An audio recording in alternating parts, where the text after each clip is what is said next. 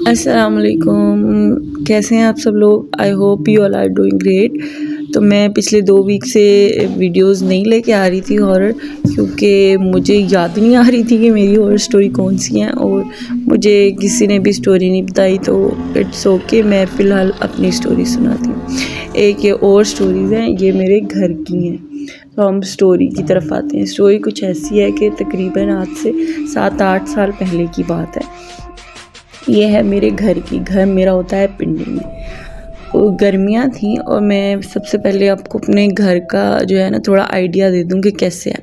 सबसे पहले इंटर हो ना तो लेफ़्ट साइड पे हमारा गेस्ट रूम है जो 2 रूम्स के बराबर है, और राइट साइड पे हमारी सीढ़ियाँ हैं वो छत पे जाती हैं। फिर आगे आओ तो थोड़ी गली सी है, फिर आगे आओ तो वॉशरूम है जो गेस्ट रूम के साथ भी अटैच है और उसका रूम बाहर भी एक दरवाज़ा है। सीढ़ियों के नीचे भी एक रूम है जिसको हम स्टोर रूम यूज़ करते हैं। ठीक है, आगे आओ तो सहन है, फिर वॉशरूम के आगे दीवार है और उसके आगे हमारा किचन है, और किचन के साथ आगे हमारे 2 रूम्स हैं। इतना सा हमारा घर। अब किचन में इस तरह से सेटिंग है कि हमारा एक हमने टेबल रखा हुआ है सामने ही, जो हम एज अ शेल्फ़ यूज़ करते हैं। ऊपर शेल्फ्स बनी हुई हैं लेकिन नीचे जो है ना उसको बड़ा सा शेल्फ़ यूज़ करते हैं। साथ हमारा कुकिंग रेंज पड़ा हुआ है और बिल्कुल स्टेबल सही, ठीक है, सेट। तो मैं आपको इसलिए बता रही हूँ ताकि आगे मेरी स्टोरी कुछ ऐसी है।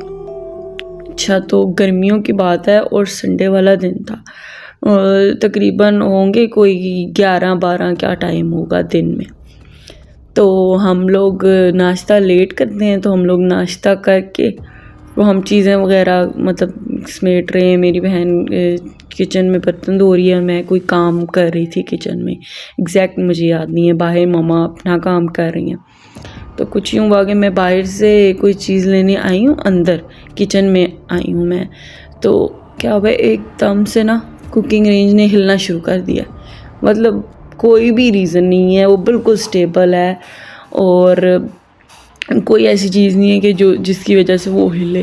तो वो एकदम से हिलना शुरू हो गया, ना कोई ज़लज़ला आया ना कुछ, और तकरीबन वो आधा मिनट तो इसी तरह हिलता रहा। मैं अपनी बहन को देखूँ, मुझे देखे कि ये क्या हो रहा है।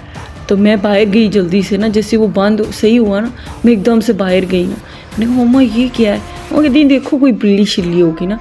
मैं बहन उधर ही थी, बिल्ली होती तो बाहर भागती ना।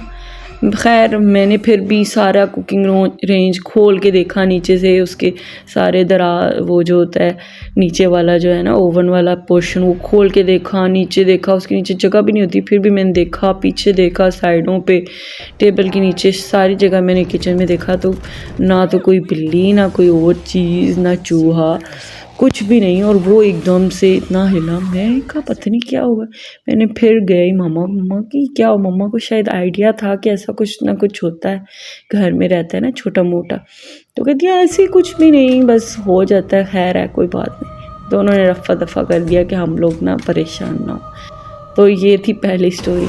अब एक और स्टोरी बताती हूँ जो रीसेंट है, तकरीबन 6 महीने, अक्टूबर की बात है ये, 2023। अभी सर्दियाँ इतनी ज़्यादा नहीं आई थी, हल्की हल्की आई थी। तो इस तरह के वही गेस्ट रूम, अब जो है ना मेरी भाभी का रूम बन गया। वो 2 रूम थे, तो आगे वाला जो है ना वो भाभी का रूम है। तो अब ये था कि रात में ना उस दिन भाई ड्यूटी पे गए हुए थे और भाभी अपने रूम में अकेली थी भतीजी के साथ। और रात का कोई 2-3 बजे का टाइम होगा। तो कहती हैं कि एकदम से मेरी भतीजी जो है ना, भाभी बता रही हैं कि वो उठ गई ना और वो रोने लग गई। वो अक्सर इस तरह होता है कि रात में अगर उठ जाए तो कभी रोने लग जाती है, जल्दी से फीडर ना मिले ना। तो कहती हैं कि रोने लग गई, तो लाइट भी नहीं थी जल रही।